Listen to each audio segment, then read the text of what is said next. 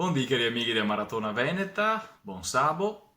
La parola è una cosa, la parola è civiltà. Una parola difficile per vero, perché cosa sia la civiltà? Intanto da dove sai che viene la parola? Viene la parola civis in latino, che dopo si comincia a leggere civis, che in realtà in la maggioranza delle lingue europee, adesso vi metto l'aggettivo, civilis o civilis, come che leggiamo in latino ecclesiastico, sta C a segare come si lesere, come che si legge in l'80% del Veneto, dunque come una S. Per esempio, pensai all'inglese civil law, per esempio, no?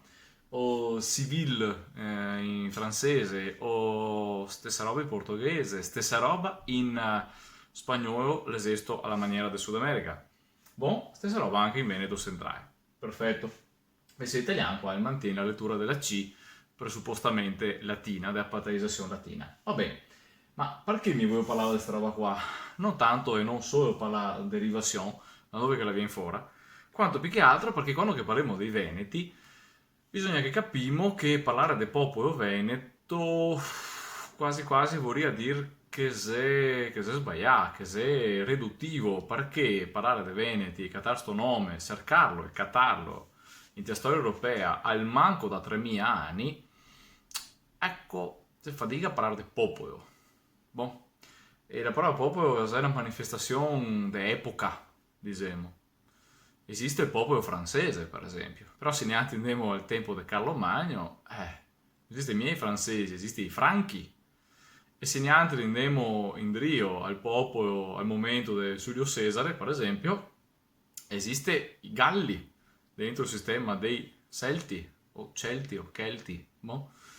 E ora, nel frattempo, catemo invece la presenza di una continuità del sistema veneto che può slargarsi, stringersi, ma che è una continuità anche abbastanza incredibile in del tempo. E, ma quando che parliamo di civiltà veneta, abbiamo anche da domandarsi se si va bene in civiltà una volta, perché dopo il termine civiltà si vuole parlare dei, non so, babionesi, dei robe in Drio, chissà quanto.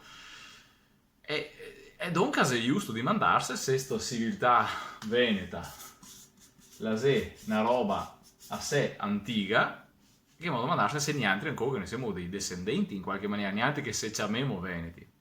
Ecco, qua bisogna inserire un concetto nuovo, perché purtroppo quando si ragionava di questo termine civiltà, e in del Novecento in particolare, si è legata tutta la questione aspetto del sangue, o di derivazione ius soli, no? Visto che siamo una sui in l'Italia e siamo tutti discendenti dell'impero romano, perché l'impero romano era insediato da Roma in fora. No, se mia così, o meglio, in fondo se che pensi bene col Sacro Romano Impero, il questo generare un'idea di qualcosa di germanico, però che si rifaceva comunque culturalmente all'esperienza romana. E ora, cosa sia cultura? Cosa sia... Chi sia gli eredi di una civiltà?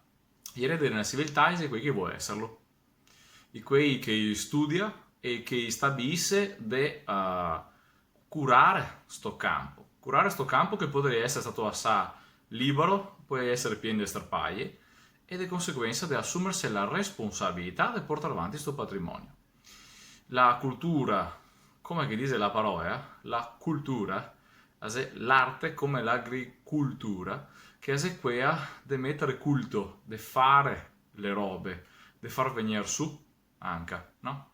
È una somiglianza di parole, anche se si potrebbe argomentare sull'etimologia, però sfruttiamo la somiglianza e la quasi sovrapposizione dei due termini per dire che la cultura e l'eredità della civiltà la è quando che ti sto campo, sia che fosse dei tuoi nonni o che non lo fosse, ti stabilisci che te vuoi che te vai a dare da bere tutti i giorni alle piante di sto campo, che tu ti incura e i frutti che sei che li goderà, te li godere ti perché ti te che contribuio a farli venire su. Questa qua è il sistema veneto, tanto sai che, tanto per dire, Goldoni non era mia tutto veneto, eppure non è mia, come si dice, non è mia 100% del sangue veneto, che Goldoni non è un cognome veneto. Boh. E tanti tanti altri esempi potremmo fare.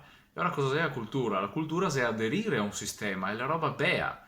che avremo come civiltà veneta, la è che si può aderire contemporaneamente a culture anche diverse, che le può sovrapporsi perché non si è in contrasto una con che altra. Quando che noi diciamo siamo europei, sì, ma io siamo anche, te sei europeo se te sei veneto, te sei europeo anche se te sei bavarese, te sei europeo anche se te sei svizzero, no?